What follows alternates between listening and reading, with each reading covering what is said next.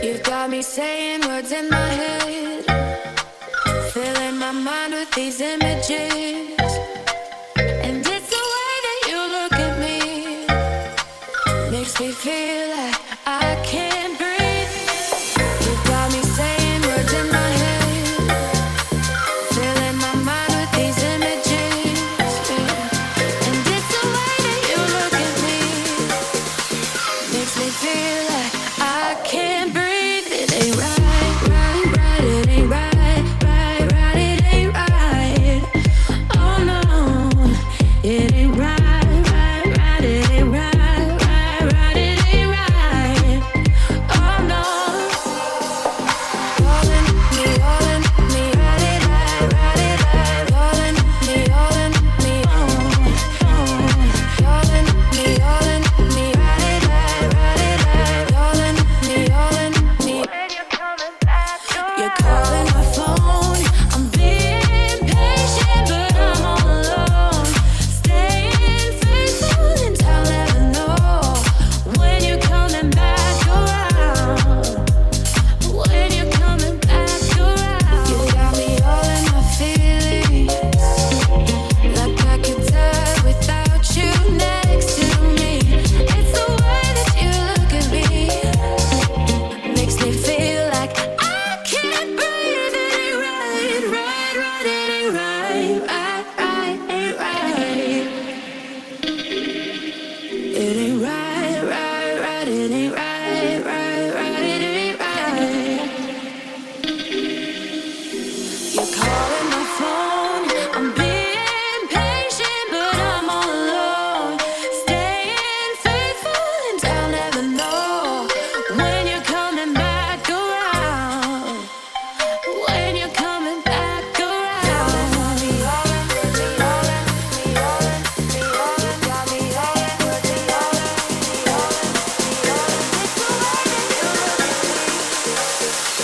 Makes me feel like I can't breathe. It ain't right, right, right. It ain't right, right, right. Ain't right. Oh no, it ain't right, right, right. It ain't right, right, right. It ain't right. Oh no. All in me, right it right, right it right. All in me, all in me, all in me, right it right, right it right. All in me, when you're coming back around. Superhuman strength, I'll be here to save the day.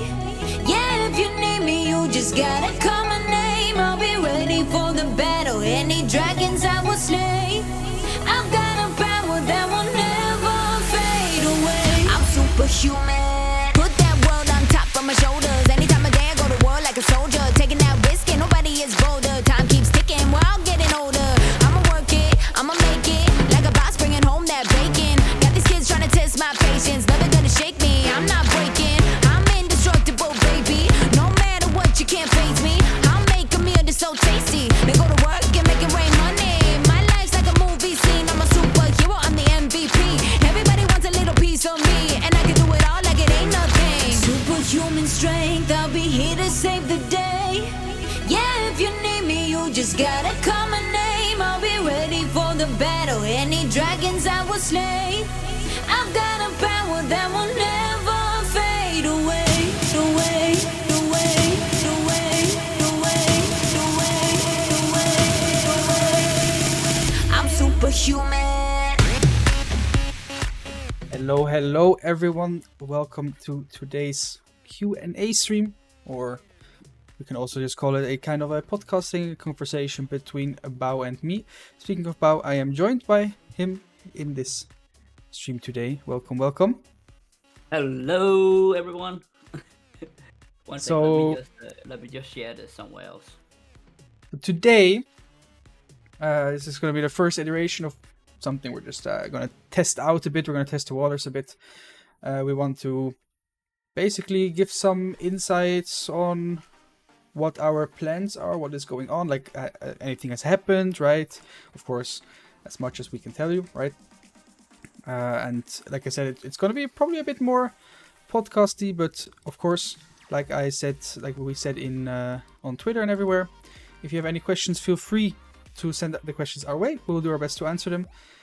And yeah, for overall, we just have some bullet points to talk about, just have a nice conversation and try to pull you guys in as much as possible. So with that word being said, Bao, hit away.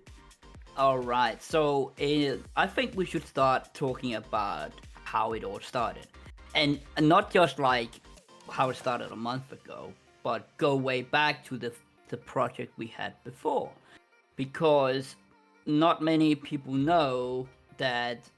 Well, this is not our first rodeo. This is not our first try on it, and I don't really remember that far back how it all started. So, as I said, it's not our first rodeo, and Maxi wanted to start an esports organization long ago. How long is it? Like 2-3 years? 4?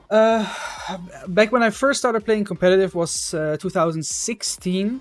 I started something a bit more funnish there. Like we just played some team rank back then, because that still existed, right? Played some small little RM tournaments, little tournaments and everything. And then at some point in 2017, like early 2017, I met you. I remember how I met you even. I met you via... I don't. That's You don't? that's Okay, weird, perfect. I don't really remember, because I interact with so many people on a daily basis that it's like... I can actually give a small backstory on that. Then it's even fun for you. Basically, in the fun teams we had like 3 teams basically. One was like decent, one was a bit worse, and one was like for fun. And one of the for fun players met Bao in solo queue, and for some reason they talked. I don't remember why. And he started talking. Yeah, it was his name was Alex, I think. I'm not sure though. Also Alex, not the Alex we both know now, but back then. And he... Turtle. It's Turtle, right? Yeah, something with... It was something with Turtle, yeah, exactly. Yeah. And then you guys started talking, and he was like, yeah, we're doing esports stuff. And then he sent me... he sent you my way, basically. And then we started talking. And from that point on, well, we founded, or like started the project Foxnyr Esports back then. And that's kind of how we met and how everything started. And since then, since 2017, we've always been on and off in contact, right? Like not speaking daily, but here and there, if there were some projects or some stuff, we just, we talked. And then not too long ago, about the 25th of August-ish this year, I was like, hey, you know what? Back then, we tried the project, we tried to create extension. Didn't work out perfectly well, not the way we wanted, right? I was like, you feel like you want to try it again, but this time we do it right, basically, and now we're here. Now we are here, yeah. It was Spooky Turtle. Spooky Turtle, yeah, that was his name. Yeah, yes, in game name. Turtle. And I don't really remember. So back then, when it came to esports, everyone here knows that, well, League of Legends was fantastic, a fantastic viewer game, because you could actually go in and play it yourself. There were no really barrier to entry. Of course, not everyone is a fantastic player. Like my highest rank is what, silver. But I have played League of Legends since beta, or at least played on and off since beta, because, well, everyone where I went to school and took my education really just like, well, let's play League of Legends or let's play a racing game, and well, it just became a normal thing to like go in and play with your friends, and then you start watching what does the pros do. And for me, when it comes to what does the pros do, well, everyone knows Bjergsen, right? Yep. And basically, like, well, if that Danish guy can do it, everyone else can do it, right? But of course, not everyone else can do it. And when it comes to esports, I have always had a desire to make well, let's say it like in a big word, make a change in the world, no matter how big or how small it is. And then Spooky Turtles came around, and I think it was a normal game we played. Yeah, maybe it was not a solo queue. That's the way I had it in my head. Yeah, But but it's like, maybe, I have never really been into the competitive gameplay aspect of it, but so, and he was like, I know these guys, you should meet them, man. Like, and when we started Ascension, one of the most psychedelic things I did was they were saying, Maxi and the guys were saying, hey, we gotta land and we're gonna, play tournaments here and so on. In Switzerland, by the way. yes, it was in St. Gallen, to be precise. I remember it exactly. And I was like, well, okay, let me go in and look for tickets. Yeah, I took a weekend trip to Switzerland. That was it. That was in the winter. So it was like, it's super cold. Took the train first class all the way through. And people, when I got down there, people looked at me. They looked weird at me because I was the only one that showed up in a suit. That's what I was about to say. To be fair, you were in a freaking suit. But one of the things, well, I'm from Denmark, so one of the things you learn is that when you start riding on first class, and I have like tried that on a trip to Paris, and when you ride on first class, sometimes there's a bit like, well, you wanna have your travel clothes, so to speak, and when you have your travel clothes on, there are more benefits, like with the overlay in Hamburg as an example. Well, I did have first class, but I was automatically upgraded to a better lounge when I hit Hamburg. So sometimes, your appearance can do everything, but when you hit a LAN party, people just look at you. It was a little bit overkill back then. I remember that was a little bit overkill. It was fun though. I think also back that LAN was like the one LAN party, because in Switzerland you have the biggest LAN that's actually this weekend. Like they're at the LAN party right now, the Switzerland. That's the biggest one. But back then, this was the first LAN where like really I had like 20 people from Ascension there. Two people from Austria were there. With Bao from Denmark, like everyone was there, and it was really, really cool to see, like, the small community you made basically, appear on all at the same location. It was really fun to see, and it makes everything feel more real, right? So one of the things when you start an online organization that everyone tends to figure out over time is that it doesn't feel real in the aspect of, well, it's just some dude online, but when you do meetups, when you do all of these things, it becomes real quick. It becomes really real because you finally have a physical manifestation of of what's happening, like of your work, what is going on. And of course they play tournaments and all of these things, and holy crap, man. However, it didn't last, and it's sad it didn't last. But when one of the things we learned with the first organization is that management cannot and should not play in their own organization. They should focus on management. Like it didn't work, right? Because one of the things you, at least Mackie, figured out was that, well, if you have to be exceptional at one, you will be lackluster in another. And being a jack of all trades just give you mediocre results, which no one was really interested in. Because if you get mediocre results, you tend to just like, well, is it worth it or not? So because Maxi was a player but also was management, when it came down to like, well, if you focused on playing, some of the stuff that he was doing in management was gonna get hit by it. Because, well, again, a jack of all trades is no good when it comes to doing, both management and playing. You have to be master of one, and you can't be master of none. So it was kind of a death punch to us, sadly, even though we were looking for another player, if I remember correctly. But at that point, at least the Swiss scene was more active, which was also our location, right? The Swiss scene were more active, meaning that we had more competitors, and basically you got an offer from Lostic at some point, and then it kind of just died, right? I think that was before my Lostic time, if I'm not mistaken, but I but can't 100% remember how we disbanded, like how we went separate ways. But at some point, like you said, it just didn't work, and it was not just the issue of like doing two things at once, like playing and managing, right? Yeah. But it was also the issue of the feeling of conflicting interests always being there, even if it wasn't the case, or like, if I didn't intend for it to feel like that, but just but the way it feels, if one of the players is management, it's just really hard to stay on the same level. Basically, that was a bit of the issue as well. Hard to stay.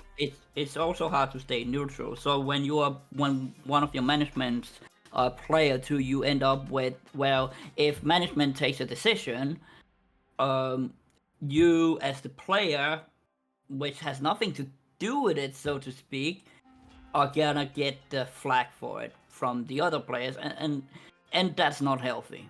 So either you, the thing we learned is that either you go player route or you go management route, and that's just how you do it. Like if it's also why a lot of the fun teams that we see around that want to go pro, and one of them starts doing the organizing, they don't really get pushed forward. Yeah. They don't really get the chance to grow, because one of the players always have to do the organizing, or there may be two of them that are doing the organizing, and one of the big killers in this sense is that, well, maybe one of your players are sick one day. Well, did you manage to go find a substitute? Did someone from the management, which is in this case is two players as an example, well, how are you gonna go out as a player and ask maybe someone you know, or complete random, hey, can you substitute for us, when you have to play and also do this? So you get into this evil circle that just gives you a spiral down, and that's also why you see fun teams most likely that want to go semi-pro always stay in the fun section, so to speak, because they don't have the infrastructure to really deal with any situation that is thrown their way, and that's what kills it. And I think that is also what kind of killed it for Ascension back then, because it's really hard to stay on top of everything. That back then we had like 3 in management. And yeah, then, we, including me, we had like 3 management. Yeah, that was Yeah. everyone was doing a bit of everything, and people always kind of underestimate how much time or how much effort is put into stuff like managing a team or managing an org. Don't forget, like in this case, back then, I managed the team or did part of the team managing, and I was the org owner, right? And I did stuff for the Yeah. org as well. So there was a lot of just like split time, split investment. Also next to it, of course, I just had my normal 42-hour or like between 30 and 42-hour work days, right? Work weeks, I mean, Yeah. sorry. So I always like, remember back then I worked in a supermarket because, bills have to be paid, of course. Oh, I came yeah, home. rent I gotta came get home paid. at like 9 o'clock, and we would scrim from like 9:30 or 9 o'clock in the evening till like 1 o'clock in the morning, and then I went to bed. Woke up. I had to go to work again, and that was my day. That was my day for like 6 months, basically. Just that exact routine like that, which was just not healthy. I think at the end of season 7 or like 2017, I also had a little burnout, which also probably led to the Yeah, disassembly. Like, I don't forget, I was 17 back then, so like I didn't have any knowledge of how life works. I had no knowledge of like anything. I was a decent player with a dream to make a cool organization, and that was basically it. So that was also a reason why it failed. So I'm a lot happier with how we are doing things right now. Again, I'm not playing for my own org, right? And we have a lot of people now, basically, so far. Yeah. That's what's already a big So- difference. So White has a question. So what things you learned over this time now that now you think that may be useful in managing the whole organization? So one of the main things we learned over time is how to actually deal with burnout. So and that's especially burnout for players and for management. So burnout in players is something you see pretty often when they have to do everything at once. So their passion as a player or players are to play, right? Is to let's call it to represent. And if they have to do anything else, you will in later down the line see the burnout sneak in, right? Because if you don't have a structure around to deal with it, or to deal with everything that let's say everything that fun teams deal with, it really just comes down to an unhealthy environment. So that's one of the major lessons we learned, is how to actually figure out how to create a healthy environment. That, however, that means that you have to get more people involved. And then if you get more people involved, you can no longer be a fun team. You have to start thinking about semi-pro and pro and all of these things, because it's not free, right? And that's one of the major lessons we learned, is that, well, if you don't want to stay a fun team, well, you have to get management, and if you don't get management, you will stay a fun team. And also, back then we didn't really have the intentions of a company behind everything, which is actually changing a lot, because this way we will ensure that always the organization will always exist, so to speak. Even if someone comes and buys us out, right? Even if someone comes and say, hey, I want to take over, there's always a way through. Back then, well, it was just the org. It was basically just the org, and there was nothing else to it, really. Yeah, we have a lot more structure around everything right now. We have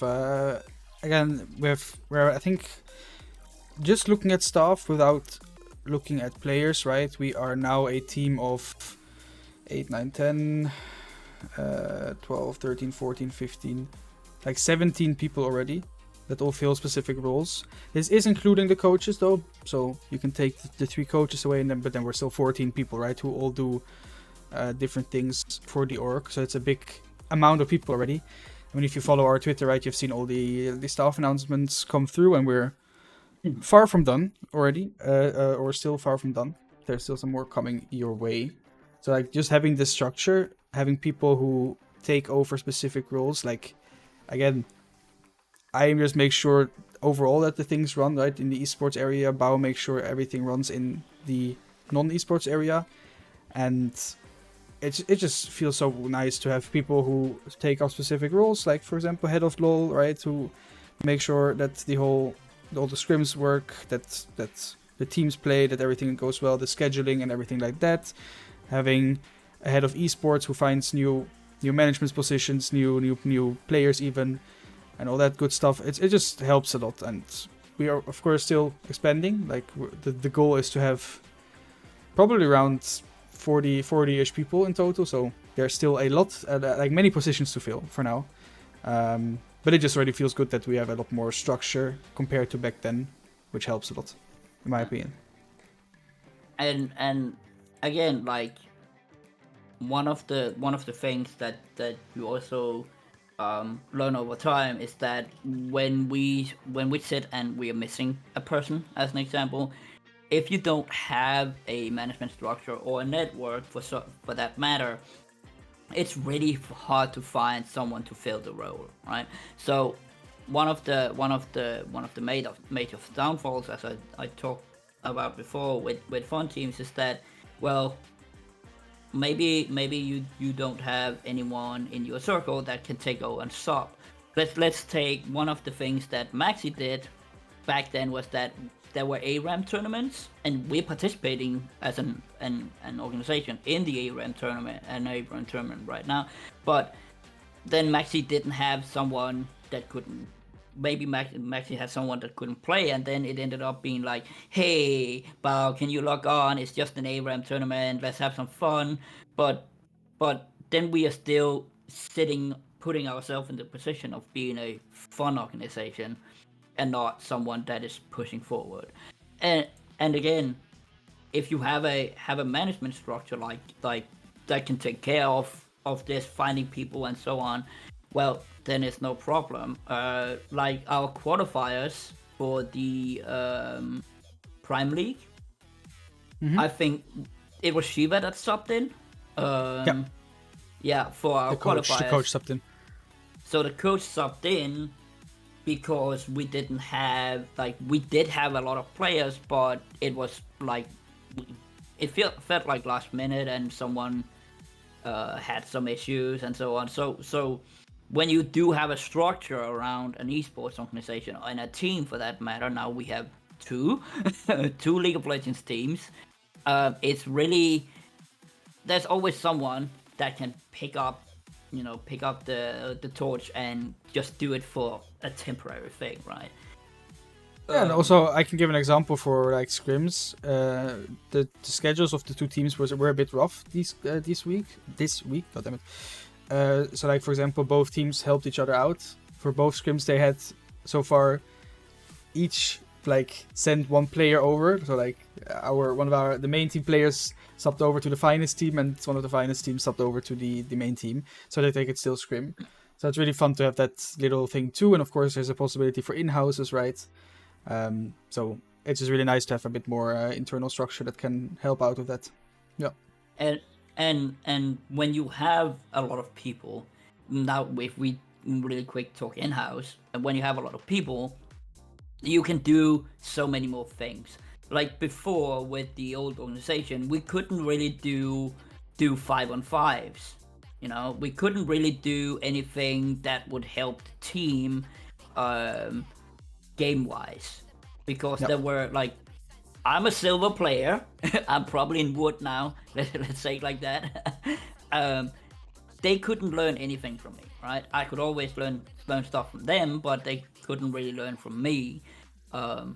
And I think one of the things we learned was that we were too early, meaning that we could have used more years of experience in our respective fields. Like I proceeded to found a company a bit later, which were dealing with web design and development, and one of our clients were Lego. So a lot of the the knowledge that someone like myself soaked up doing all of these projects and companies and so on, I could have used that when we started the first esports org. So I think age and experience were a big factor to it were a big factor to why we think Foxnyr is gonna be, the golden child, our golden child. Yeah, basically, yeah. I think, just learning more stuff about life, learning how things work, gathering experience overall, and just, growing up, right? Bao is, of course, a bit older than me. Again, back then I was 17 and he was around the 23 probably-ish, somewhere there. I don't like. Oh my god. I think you are 6 years older than me, if I'm not mistaken. Something like that. Or 5 or 6 years like older that. than me. So again, you should have been around Yeah. 22, 23. So we were still all very young and inexperienced in, again, everything, basically. So it was a project that was meant to fail almost, if you want to say it that way. Because just the stars was didn't des- align it back was- then, if you want to call it that. was destined to fail because we didn't have the experience that we have now. Yeah. And one of the thank you, Alex. So one of the biggest things, or the biggest strength we have now, is that even though we do have young people that are filling positions, we still have people that do have experience, and that's one of the most important things. So some of the management we do have, they if we take League of Legends as an example, they do play the game, maybe not on a high level, but they do have passion around the game, which makes also when they start doing management instead, because they know they're never gonna reach challenger or they're never gonna reach pro, then where can they do something else? And then you start getting into management, and if you know the game. So one of the biggest things you see with companies from the other companies in the world is that if you get someone in as a CEO or CFO and so on, that is put in place there, but he or she doesn't know a thing, you really quickly see a downturn on the project, right? So it's experience, and all the young people we do have, because we have a few, even in management, with at least with my experience and some of the other older management people's life experience and what they've done through everything, they can teach other, right? So when you learn something, once it's not good enough, in my opinion, to learn something if you want to be good at it. So one of the things I pride myself on is that I can teach other the same thing I learned, and Yeah. Maxi knows that. We're both graphic artists, and once you are good at it, you might be good, but if you can't explain what you did, it really comes down to you can't teach others to do certain things because you just do it. That might work in a normal instance, but when you have with a thriving or a healthy organization, for this matter, if you want to keep it healthy, you want to go that route. All right, we have a question. Yeah, from one of our players, from the support from the main team. Do you want more teams in other games besides LoL and CS2 in the near future? Or do you want to first see how things go with the teams in the two games? Again, CS2, you mentioned it, right? Where it's not fully launched yet, but we do have a team, which we will openly announce in the near future. And for the rest, we are currently looking towards Valorant as well. That's one of the... And Call of Duty. And we are in talks with a potential Call of Duty team as well. I'm a big fan of the more the merrier. The main thing is, of course, having the management structure around it to exactly deal with. having management structure, having the utility to to allow, having the structure around it to allow this to happen. Because again, I don't want to have the same situation where either I or Bao are like overfilled on things we have to do, right? So it mainly depends on the resources we have, if you want to call it that way. On the resources we have, depending on that, we will want to expand it to other games. But for now, yeah, we will look to at least have League running perfectly, CS2 as well, and then we'll look into Valorant, and again, possibly Call of Duty, and maybe there will be more games in the future. I know some people requested Rocket League, for example, as they really, really like the game, and the scene is pretty decently big there too. So I'm sure there will be more games to come. For now, we're going to focus on the two we have, and slowly but surely expand into the other games. Yeah, that's the big plan, I think. And when it comes to games we're going into, as Max say, the more the merrier. However, so let's take Call of Duty as an example. So one of the things that we heard from the Call of Duty guys is that, well, there's not a big tournament scene. However, one of the requests they had from us as an organization is that, are we able to organize tournaments, right? And that's a really, really big thing, because then we start spreading out as an organization. Let's take what is the ARAM tournament? That's a team 2, right? Yeah, Bout Gamers. Gaming? Yeah, Bout Gamers. Yeah. Bout Gamers, right? So what they did is that while they are now they're doing tournaments and streams, do they have a team still? Yeah, they have a team. I think they either play in Division 2 or 3, one of the two. So they have a team, but they also do all of these tournaments and these cast streams and so on. And basically, one of the requests we got from the Call of Duty team is that, as I said before, are we able to do tournaments? And that's another thing that would be nice to have, because when it comes to an esports organization, you can be a fantastic player, you can have the best team on earth, but if you don't have the infrastructure and the management to utilize this kind of talent, you quickly lose. You really quickly lose the X factor, so to speak. You really quickly lose the attention of people. And that's also one of the things we learned from Ascension, is that if we do not stream our games, if we do not cast our games, if we do not do all of these social media things and so on, you're really missing out, right? Of course, there's always gonna be explosive growth from time to time, but if we don't go do this, well, other games won't see us, other teams won't see us. And by the way, the Call of Duty team are a full team, right? Yeah. Like a full squad. So that also tells me that if in a game like Call of Duty, a full squad can be assembled and they are good, like really good, then there's something wrong with the scene, and we might be able to have an influence there, right? All right, Zenon said something.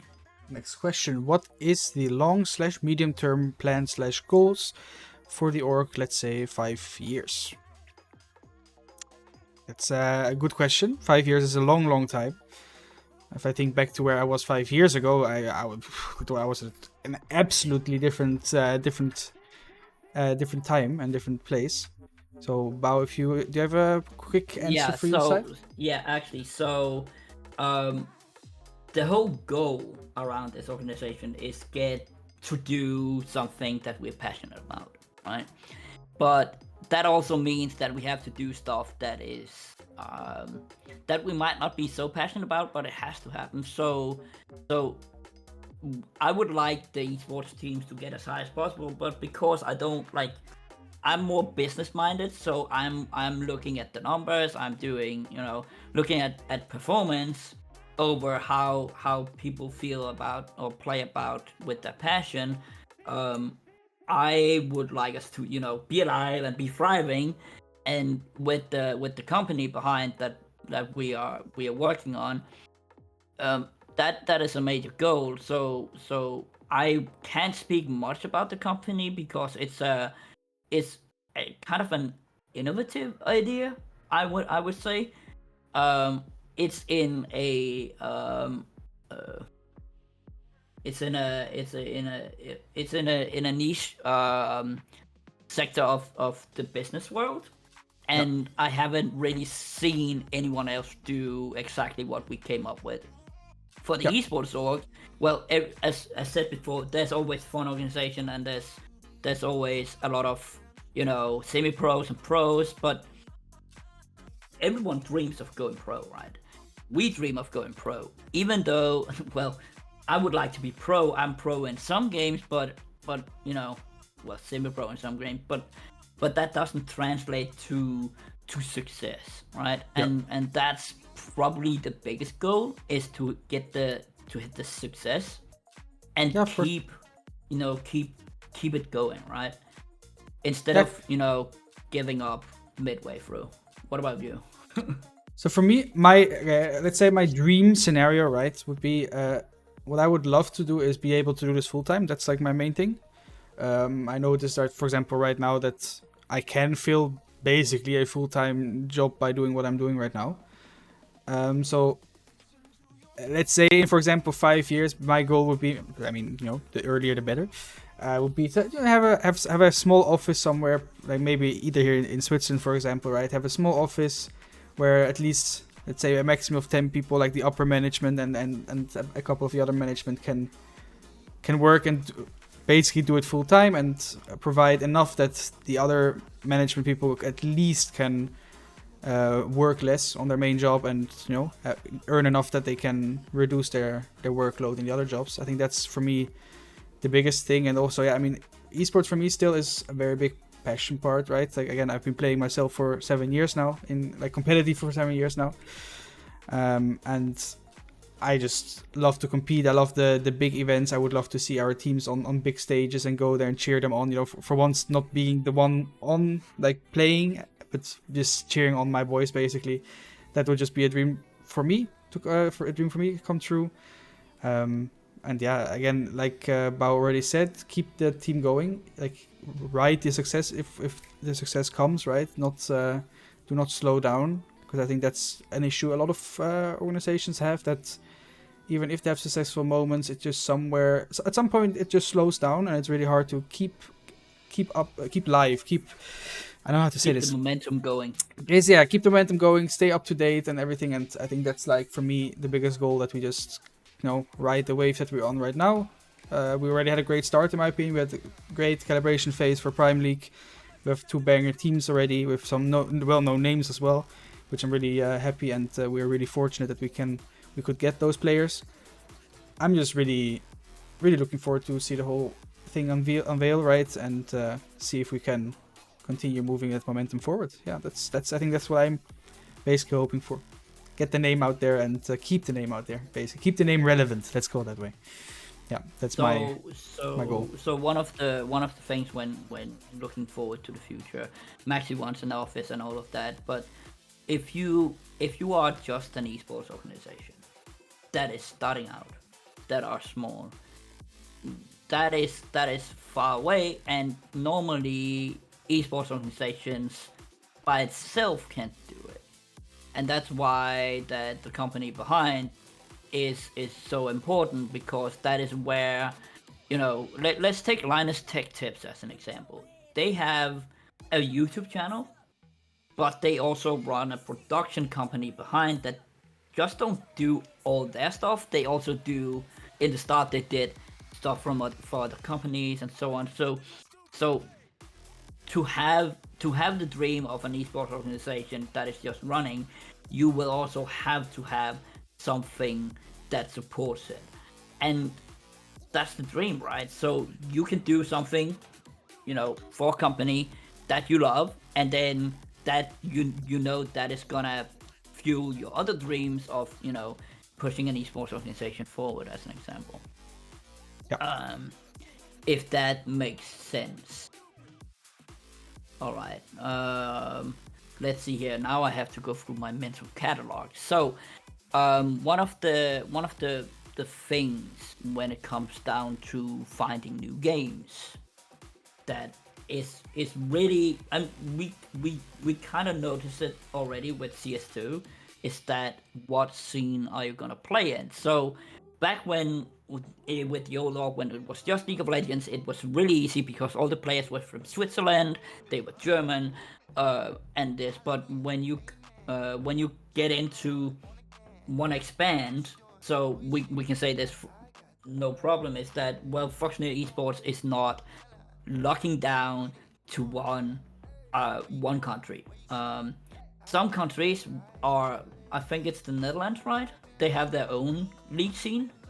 Most countries have their own league scene, yeah. Yeah, like most the countries Benelux have has their- one, the Nordic scene with the NLC. Yeah, but that's French, Spain. That's not a national scene. That is still, that's still international. But one of the things you saw with the Swiss scene was that, well, it's not very lively right now. So if you lock yourself down to one scene, or one national scene, then you really handicap yourself. And that's one of the things you see with fun teams also, is that, well, you lock yourself down. So when we go out and look for new games, and that is a painful lesson we're gonna learn with Counter-Strike, is that the scene you choose, or the game you choose, kind of dictates the scene you're playing in.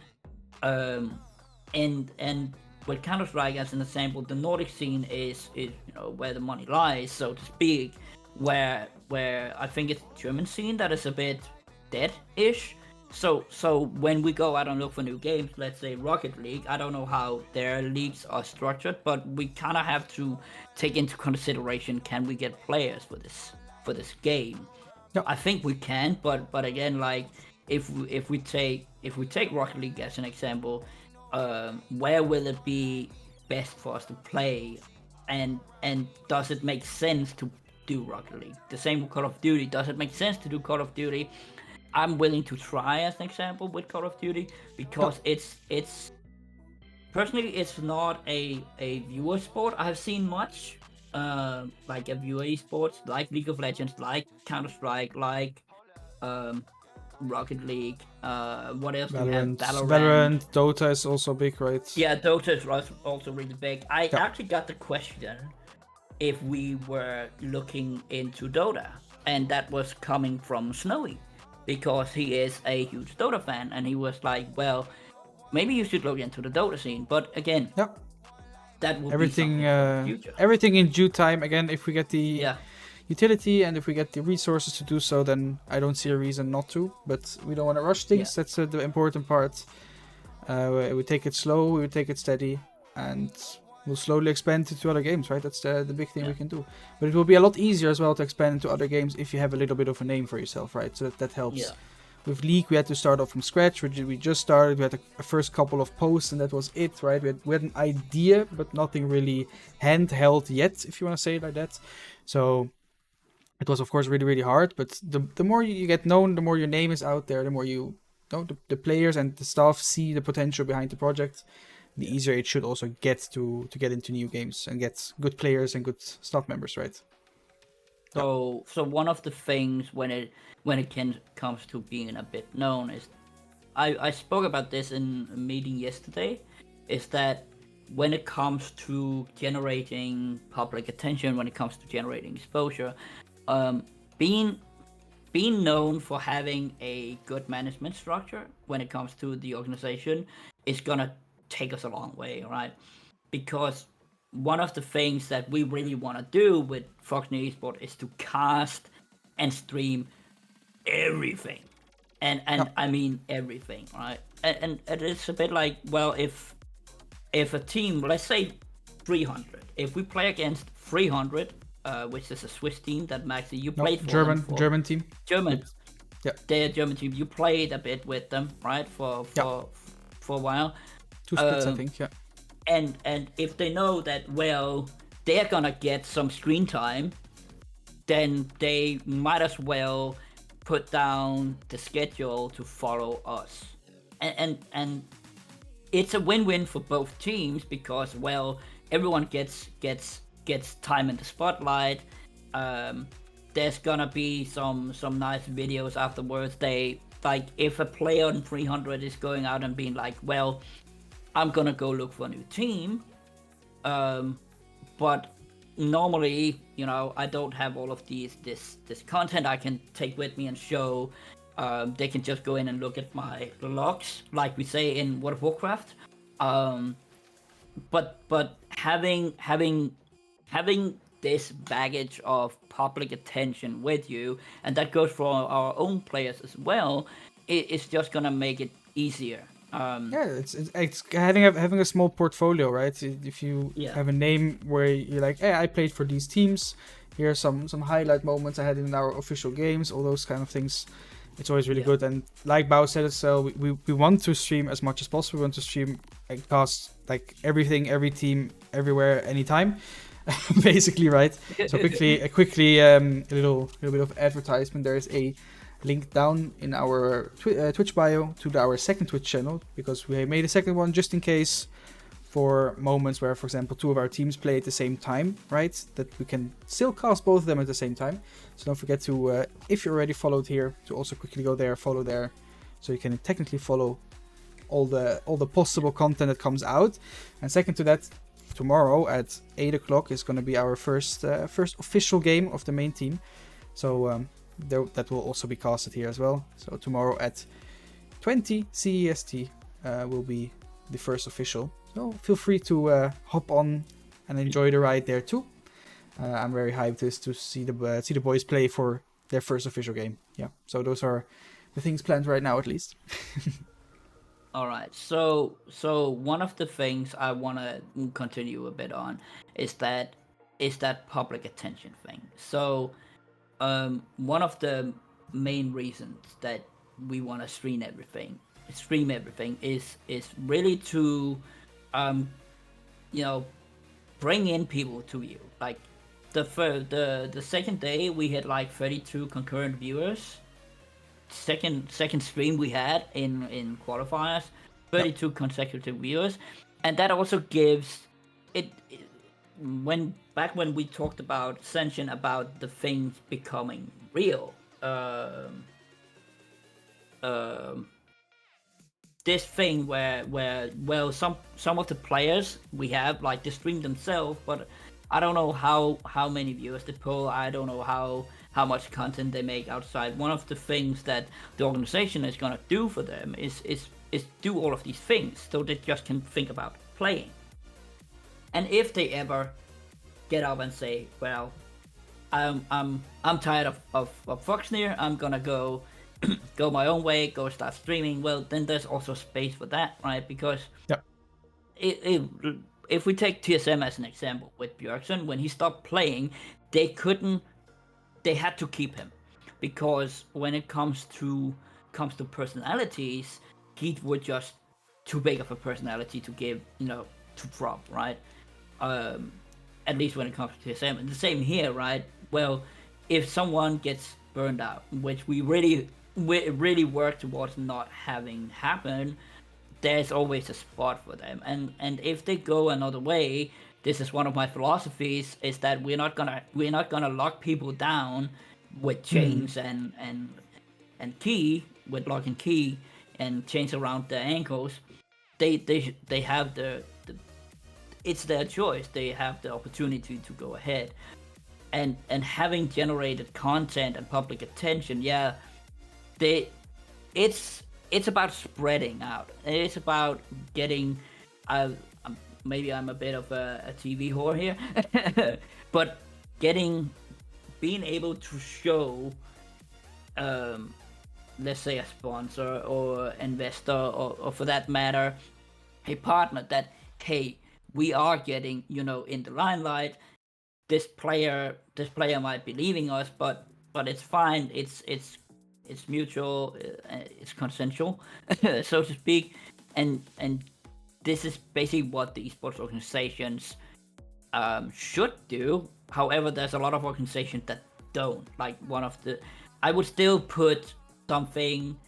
I would kind of, not to bang on Lostic, but they kind of went from being somewhat an organization that is I would consider semi-pro to going back to a fun organization because the content started drying up, right?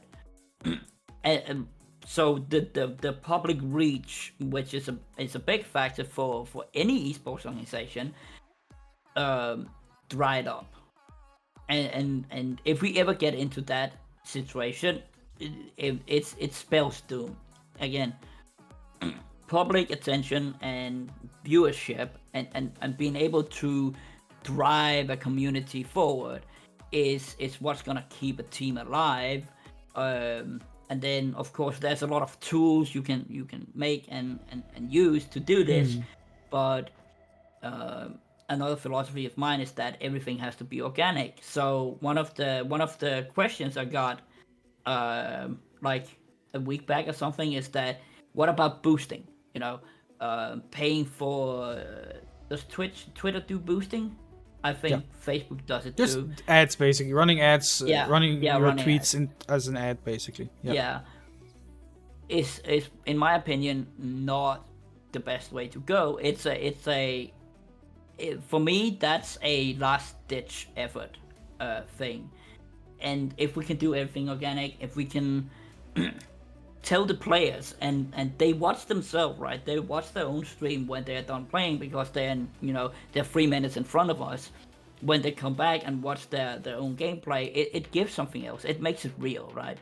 There are 32 people, plus 30 people that are watching us. It makes it real. And that's a good experience, which is also something we want to give everyone here. A really good experience, even if I have to run even faster than I do right now.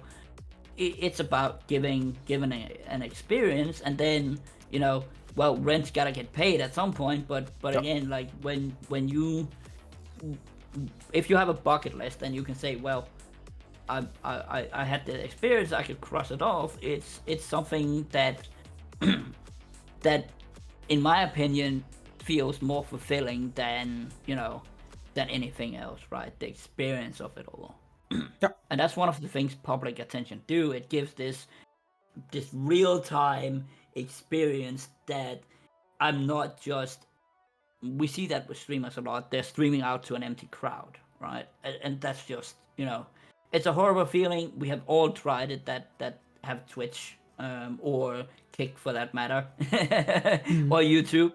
We have all tried it, and it's a horrible feeling. But that's, you know, being able to cast everything as an organization, being able to drive the force behind this, it's an experience. God, man, I'm rambling on right now. I need a drink. So yeah. Makes all sense. Yeah, I mean, I'm just really, really hyped over the whole project, right? And as you said, exposure, or like putting your name out there, either with content, with streams, with anything like that, is just one of the most important things. And I think we're on a good track for that. Again, most of anything so far, like we've casted both the RM tournaments as well, right? Or the qualifiers, I mean. Like, we're trying our best to bring everything out there, even if it's smaller. We streamed the little tier list as well. The tier list making by one of our staff members, Runox. So we're trying to bring out as much content as possible. So that's big. And I see the question, what about adding Foxnyr emotes here on Twitch? Well, we have, I can spoil that real quickly. We have one emote that is already done. Now we just have to wait to get affiliate here. But if you want to check out the emote already, if you can't wait to see it, you can go to our Discord and, you know, maybe look into our emote wheel there. Then you can maybe find something fun. And all of that, again, we have an amazing artist to do that. Also really happy to have her on board. If you have any suggestions, you know, any suggestions of kind of style of emotes you would like, then you can always hit us up on Discord, write it into the Discord chat. So that's great. Yes. Indeed, Ali. So yeah, that's great. But again, for now, to use it here on Twitch, you need to have affiliate first, like Bio already answered in chat, which we should have soon. So one sec. So one of the things I really like to mention now that you say we have a designer, right? We have something that can draw. One of the things that anyone that starts a new organization will learn very quickly is that everything, if you don't have people around you, don't have a good network, everything costs money. That is Yep. one of the biggest pitfalls, and it is one of the biggest pitfalls. Is that, well, in our society, money is king, so to speak. Of course, there are morals and ethics and whatnot. People follow their inner moral compass. But if we take an example, our let's take our merchandise, our jerseys and so on. We do have a partnership with a company, but that's a two-way street, right? So the money is king there, and people people should buy our merchandise when it comes online. Shameless ad plug, but it's also a bit about, well, if you as a new esports organization want to go out and do partnerships, you should be able to show the partner, in this case our merchandise partner, that you can generate exposure for your merchandise, and then it's gonna ease up a bit of the restrictions that would else have been put on you due to money.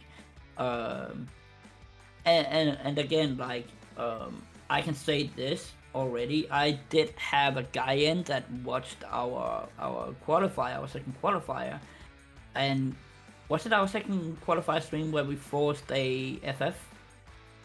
It was the first one, I think, but it could be the Okay. second one. I'm not sure. So one of the qualifier streams, we forced a FF, a forfeit, right? And I had a guy in who was watching this, and he was like, what just happened? Like, he was expecting, because he's a League of Legends fan, right? And he follows Worlds, he follows stuff like Fnatic and TSM and G2 and all of these organizations, and they never FF. Teams never FF. I just saw what you did there, Maxi. I represent. That's good. And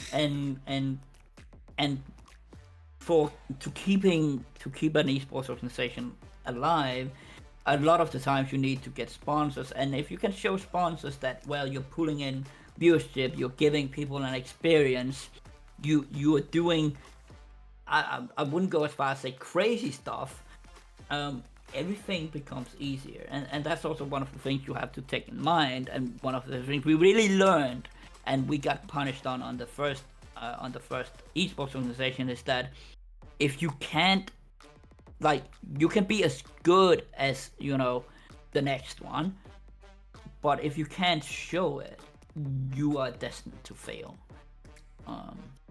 And we learned that the hard way, right? And when you also have people in management, you have people around you. I always talk about this network thing. You can always reach out and say, hey, I need help here. And if it's a really good friend, they might help you for free, like I do with some of the guys that ask me for programming questions. It's like, I have this guy, he's German, and he has come to me over the last few years and said, like, I have this issue right here, can you just take a look at it? And it will come back. Someday it will come back, and he will, if I go ask him for something, he will probably go ahead and do it, right? And you have to have that to do esports, to do organization, to do something public, because if you don't, it will, like, you would have to have two extra jobs over a 40-hour an already 40-hour work week, and that's just not healthy. So, Yeah, for sure. this is gonna be an experience for everyone involved. This is gonna be a roller coaster ride. There will be ups and downs, and we will see where it goes. Yeah, and with that, we are slowly but surely coming to the end of today's stream. I think this was fun. I personally enjoyed it a lot, and I think we will try to make this a reoccurring thing. Maybe something like every second week, or maybe even weekly, depending on how much stuff we have. Maybe monthly. We will see. But I think we will look to make this a more occurring thing. Yeah, the biggest thing I can say is, we're happy to have you guys with us. We're looking forward to where this project goes, to how far we can get, or how far we can continue to go. I'm really, really happy with all the staff members we have so far. Everyone's doing a great job. Everyone's putting in a lot of effort, a lot of blood, sweat, and tears, right? Everything. So I'm really, really happy and thankful for that. Also, really looking forward to see our 2 league teams play, and soon our Counter-Strike team as well. I'm just very much looking forward to being allowed to cheer for your own team. I usually cheer for this team here. I'm not gonna say names, so it's gonna be fun to cheer for my own team. So yeah, thank you all for being here. Thank you all for joining us on this wonderful journey. Thanks for the questions as well. Hope we could answer everything the way you guys wanted to. And yeah, Bao, do you have any final words to say? Like, follow, and subscribe. Of course, like, follow, and subscribe everywhere. Our socials are down below in the link tree. Again, head over to the second Foxnyr channel as well. I posted it in chat. To make sure that you never miss a potential cast, because the teams play at the same time. And yeah, follow our socials for everything. We'll keep everyone up to date. Some more staff announcements coming your way. And yeah, also join the Discord if you feel like chatting with us, with the players. There's a small every 2 weeks we do a little giveaway of some RP, some riot points, right? Well, with a little challenge involved as well, which is run on our Discord, so feel free to join there too. And otherwise, that will be it, and we will see you tomorrow at 8 o'clock when our league team plays their official. But for now, I wish you a wonderful evening, and we'll see you then. Goodbye. Bye.